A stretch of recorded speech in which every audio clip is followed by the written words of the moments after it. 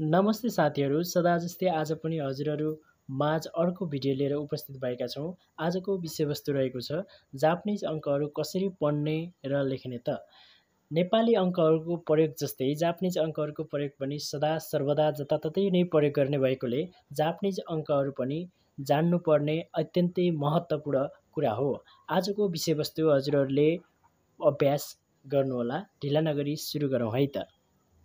निहोङ्गो उच्चारण नेपाली लेखिएको छ मारु 0, इची 1, नि 2, सान 3, योन 4, गो 5, रोकु 6, नाना 7, हाची 8, क्यु 9, जिउ 10, जिउ इची 11, जिउ नि 12, जिउ सान 13, जिउ योन 14, जिउ गो 15, जिउ रकु 16, जिउ नाना 17, जिउ हाची 18, जिउ क्यु 19, नि जिउ 20, नि जिउ इची 21।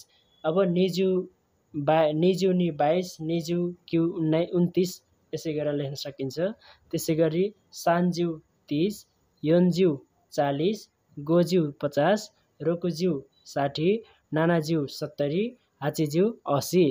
यसमा पनि 41 देखि 49 सम्म, त्यस्तै 61 देखि 79 सम्म त्यस्तै सूत्रमा लेखिन्छ। त्यसै गरी क्यु जिउ 90, ह्याकु 100, नि ह्याकु 200, सान ब्याकु 300, योन ह्याकु 400, गो ह्याकु 500। 300 लाई फरक छ, यसलाई सम्झिनु होला।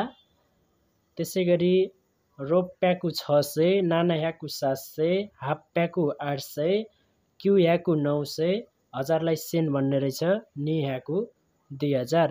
यो 600 र 800 लाई प्याकु भन्छ, यो सम्झिनु होला।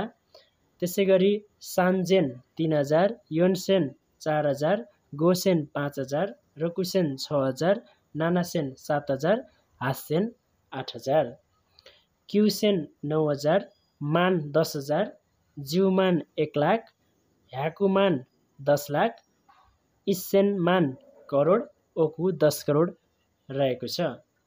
त्यस्तै जिउ ओकु अर्ब, ह्याकु ओकु 10 अर्ब, सेन ओकु खर्ब रहेको छ।